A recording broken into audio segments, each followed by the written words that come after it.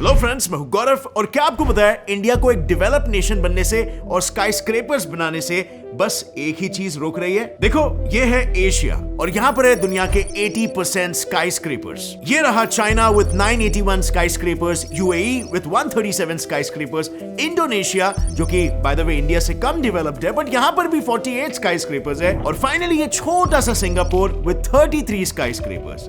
लेकिन इंडिया का grand total कितना है? वेल, ओनली 24, जबकि इंडिया इतना बड़ा देश है। अब अगर आज के समय की हम बात करें तो आप जानते ही होंगे स्काई स्क्रेपर्स इतने फ्यूचरिस्टिक बनते जा रहे हैं, जैसे फॉर एग्जांपल यही देख लो सोल सिटी का क्रॉस टावर, या फिर कनाडा के आर ग्लास शेप टावर्स, चाइना के fake hill towers, and finally wait for it, क्या आपको लगता है कि बिल्डिंग केवल ग्राउंड पे ही बन सकती है? Well, boom, asteroid tower. अब तो न्यूयॉर्क के आर्किटेक्ट्स एस्टेरॉइड से अटैच हवा में अपसाइड डाउन लटका हुआ ये विशाल सा स्काई स्क्रेपर बनाने वाले हैं। सो अब नेचुरली ये सवाल सभी के दिमागों में उत्पन्न होता है कि इंडिया एक तरफ इतनी तरक्की कर रहा है, दूसरे देश टेक्नोलॉजी में इतने आगे बढ़ रहे हैं, अलग अलग किस्म के स्काई स्क्रेपर्स बना रहे हैं, इंडिया अभी भी कुछ ऐसा क्यों दिखता है? इंडिया दुनिया की फास्टेस्ट ग्रोइंग इकोनॉमी है, स्टिल यहाँ पर स्काई स्क्रेपर्स इतने कम क्यों है? वेल फ्रेंड्स, वरी नॉट, आज आप इसके पीछे का कारण जानोगे, बट उससे पहले ये देखो, ये है 1960s का पुणे शहर जो महाराष्ट्र का एक शहर है। उस टाइम पे इसका टोटल एरिया था अराउंड 700 स्क्वायर किलोमीटर्स, बट धीरे धीरे करके उसके आसपास के अराउंड 23 विलेजेस डेवलप होते गए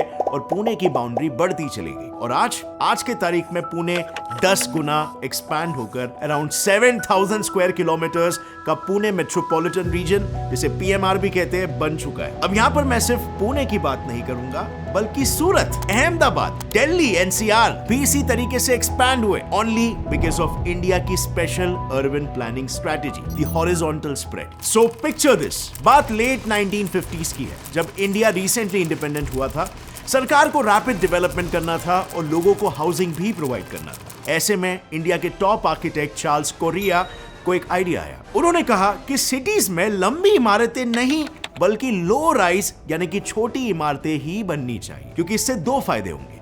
पहला फायदा, ये इमारतें कम टाइम में और कम एक्सपेंडिचर में बन जाएगी और गरीब इंसान फटाफट इसको ऑक्यूपाई कर सकता है। दूसरा फायदा, क्योंकि सिटीज वर्टिकली नहीं बल्कि हॉरिजॉन्टली डेवलप होंगी, इससे आसपास के गांव भी अर्बनाइज हो जाएंगे और उसकी बाउंड्रीज भी बढ़ती जाएंगी। लेकिन हाँ फ्रेंड्स, इसमें एक बहुत ही इंपॉर्टेंट बात है कि उस समय इंडिया एक सोशलिस्ट लीनिंग कंट्री था और यहां पर बात हो रही थी स्काई स्क्रेपर्स की, जो कि एक हार्डकोर कैपिटलिज्म की निशानी है। तो इसीलिए चार्ल्स का ये आइडिया सरकार ने अप्रूव कर लिया तुरंत, इंडियाज अर्बन डेवलपमेंट प्लानिंग। अब ये राइट है या रॉन्ग, ये डिबेटेबल है, लेकिन आज भी ये हॉरिजॉन्टल डेवलपमेंट इंडिया में इतना स्ट्रॉन्ग प्रिंसिपल बन गया है कि इंडियन पॉलिटिशियंस इससे स्ट्रांगली अबाइड करते हैं। इनफैक्ट हाल ही में दिल्ली की longest serving CM Sheila Dikshit ने तो ये तक पब्लिकली कह दिया था कि जब तक मैं जिंदा हूं दिल्ली में हाई राइज इमारतें बनने नहीं दूंगी। लेकिन हाँ, अगर हम मुंबई की बात करें तो आज के तारीख में इंडिया के 80% स्काई स्क्रेपर्स मुंबई में ही है, और ऐसा इसीलिए क्योंकि मुंबई इज एन एक्सेप्शन।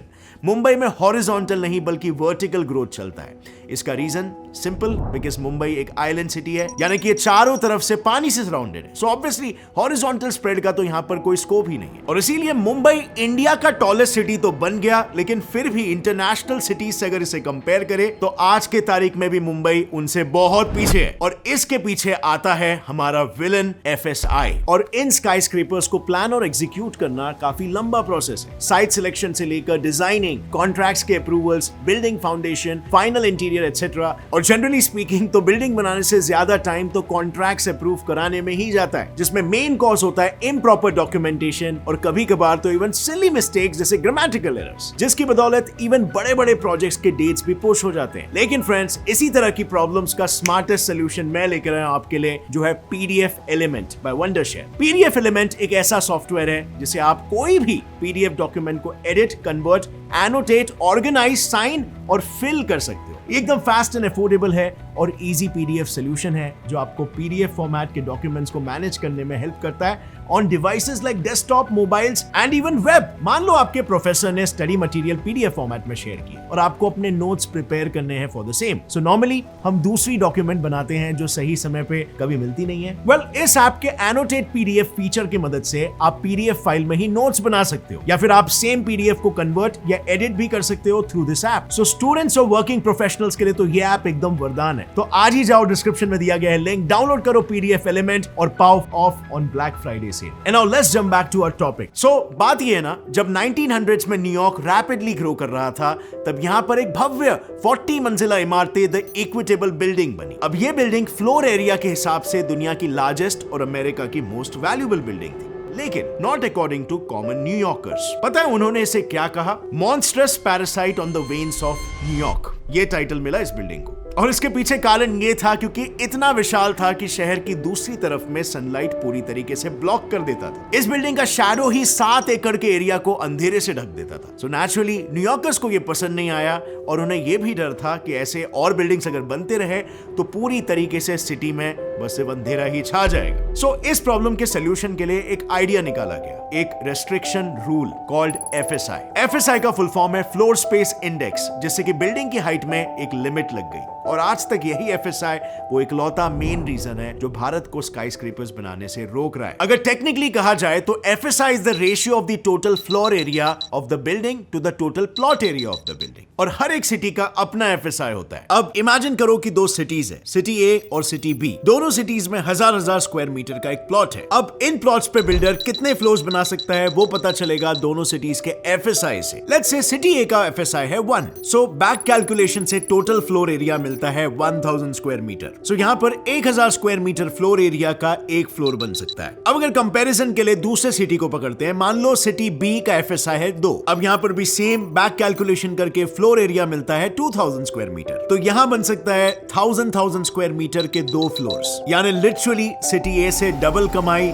वो भी सेम लैंड पर। अब जरा ये देखो, जहां ज्यादातर इंटरनेशनल सिटीज का एफएसआई इतना होता है, वहीं मुंबई का है ये। यस, मुंबई का एफएसआई इतना कम है कि वर्ल्ड बैंक तक इसे क्रिटिसाइज कर चुका है। वेल, इनिशियली यहां पर माइग्रेंट्स कम आए और इसीलिए 1991 में मुंबई का एफएसआई 1 से 1.33 के बीच रखा गया। उसमें भी 1.33 साउथ बॉम्बे के लिए था और सबर्ब्स के लिए सिर्फ 1। और अब जाके 2022 में ही एफएसआई बढ़ा के 2.5 से 5 कर दिया गया है। लेकिन फिर भी जैसे मैंने कहा, दुनिया के कंपैरिजन में मुंबई का एफएसआई अब भी बहुत कम है। I mean just look at Manhattan, यहाँ का एफएसआई है 15 और इसीलिए तो दुनिया की स्लेंडरेस्ट बिल्डिंग जैसी यूनिक स्काईस्क्रेपर्स यहाँ पर है। इस टावर के बारे में ये कहा जाता है कि ये इतनी पतली है कि इसके टॉप मोस्ट फ्लोर के लग्जरी अपार्टमेंट्स स्ट्रॉन्ग विंड्स आने पर कुछ फीट स्वे भी हो जाते हैं। बट ऑब्वियसली उसकी बुनियाद इतनी स्ट्रॉन्ग है कि वो गिरने वाला नहीं है। Now coming back to FSI, एक ऐसा इंडियन मेट्रोपॉलिटन सिटी भी है जहां पर कोई एफएसआई रेस्ट्रिक्शंस नहीं है। यस, ये सिटी है हैदराबाद, बट फिर भी स्काईस्क्रेपर्स की गिनती इस सिटी में इतनी कम क्यों है, यू मे आस्क। वेल, क्योंकि एक और एक प्रॉब्लम है जो यहां पर अभी भी अनसॉल्व्ड है, unavailability of water and power. Mind you, skyscrapers में बहुत ही ज्यादा पानी और पावर यूज होता है। एग्जांपल के लिए मुंबई के कोई भी 40 फ्लोर के स्काईस्क्रेपर में minimum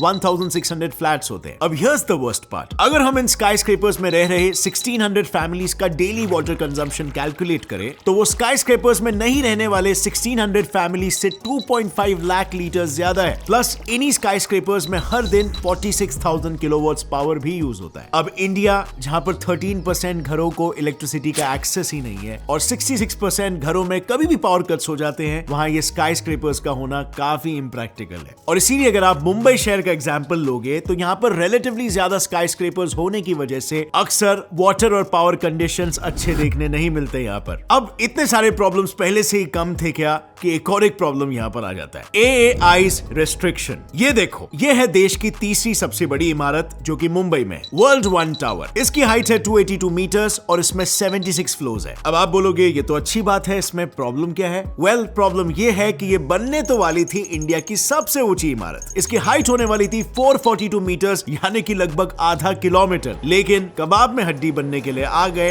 airports authority of India. Airport के विसिनिटी में हाई राइज बिल्डिंग्स बनाने के लिए बिल्डर्स को AAI से स्पेशल अप्रूवल मिलना कंपलसरी है, जो बाय द वे इतना मुश्किल है कि फिलहाल मुंबई में 250 से ज्यादा ऐसे प्रोजेक्ट्स हैं जो सिर्फ और सिर्फ AAI से परमिट नहीं मिलने के कारण बीच में ही रुके हुए हैं। लेकिन बात यहाँ पर सिर्फ रेस्ट्रिक्शंस तक ही रुकी नहीं है, बात बायर्स के पर्सनल चॉइस पर भी आ जाता है। डोंट फॉरगेट, बिल्डर्स करोड़ों रुपया लगा के एक बिल्डिंग बनाएंगे और अगर वो स्काई स्क्रेपर बनाएंगे तो स्काई स्क्रेपर्स के सारे फ्लैट्स बिकना बहुत ही जरूरी है, राइट? और अगर आप इंडिया के मैप को देखोगे तो इंडिया के मोस्टली इन रीजन्स में स्काई स्क्रेपर्स पाए जाते हैं और इसके अलावा तो सब सेमी अर्बन या रूरल रीजन्स में लोग ओपन एंड इंडिपेंडेंट घरों में रहते हैं। यस, ये वही लोग हैं जिन्हें शहरों के अपार्टमेंट्स बहुत ही छोटे और बंद बंद से लगते हैं। एक्चुअली बात ये है ना, इंडियंस का इन जनरल लाइफस्टाइल ही काफी अलग है। अब जरा आप ही सोचो, कितने बार ऐसा हुआ होगा कि आपके मॉम को खाना बनाते बनाते ये याद आता है कि यार नमक नहीं है या चाय के लिए दूध नहीं है, और फिर वो तुम्हें बेचती है आसपास के दूध वाले या किराने वाले से वो सामान लाने के लिए। क्या लगता है, क्या ये पॉसिबल होता अगर आप एक फैंसी स्काई स्क्रेपर के 40th फ्लोर के अपार्टमेंट में रह रहे होते? तो मेरे कहने का मतलब ये है कि स्काई स्क्रेपर्स में रहना बहुत ही सोशली आइसोलेटिंग हो सकता है, स्पेशली उन लोगों के लिए जो पहले से ही फ्री और मिलनसार रहे हैं, और most of the Indians culturally ऐसे ही होते हैं। And you will be kind of shocked to know कि इंडिया अकेले ही नहीं,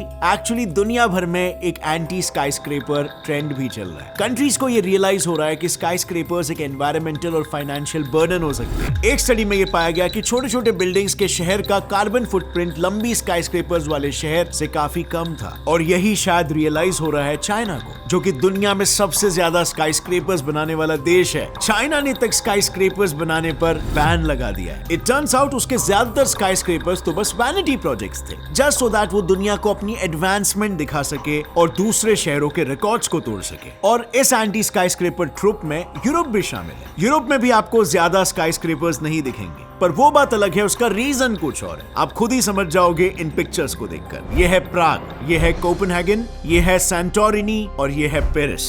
अब आप ही बताओ, इन सुंदर शहरों के यूनिक एस्थेटिक लुक्स के बीच में एक लंबा सा स्काई स्क्रेपर अगर खड़ा हो गया तो काफी और दिखाई देगा, राइट? और इसीलिए फ्रेंड्स, ये सब देखने के बाद मुझे ऐसा लग रहा है कि सिर्फ स्काई स्क्रेपर्स होना ही वाकई में एक डेवलप्ड और एडवांस देश की निशानी होती है। I mean, भारत में और भी माइंड ब्लोइंग प्रोजेक्ट्स चल रहे हैं यार, जैसे कि मोदी जी का dream project Dholera smart city, जिसके तहत गुजरात के एक छोटे से शहर ढोलेरा को शंघाई जैसे स्मार्ट सिटी में तब्दील किया जाएगा। ये सिटी वाकई में एडवांस टेक्नोलॉजी से लैस होने वाला है। अगर आपको देखना है कैसे, तो मैंने इस पर एक ऑलरेडी वीडियो बनाया जिसको आप यहाँ पर ये वीडियो पे क्लिक करके देख सकते हो। और फ्रेंड्स, आपकी क्या राय है इस विषय पे? क्या इंडिया को भी बाकी कंट्रीज की तरह इस स्काई स्क्रेपर्स की रेस में शामिल हो जाना चाहिए, या इंडिया को अपने वैल्यूज में ग्राउंडेड रहना चाहिए? लिखिए अपना जवाब नीचे कमेंट सेक्शन में। और अगर इस वीडियो से आपको कुछ भी नया सीखने मिला, एक इंपॉर्टेंट सवाल का जवाब मिल गया, एक लाइक जरूर ठोकना। Get set fly fact channel को अभी सब्सक्राइब कर लो और बेल नोटिफिकेशन दबाओ ताकि आगे आने वाली हमारी कोई भी वीडियो की अपडेट आप मिस ना कर सको। As always, friends, stay curious, keep learning, and keep growing. Jai Hind!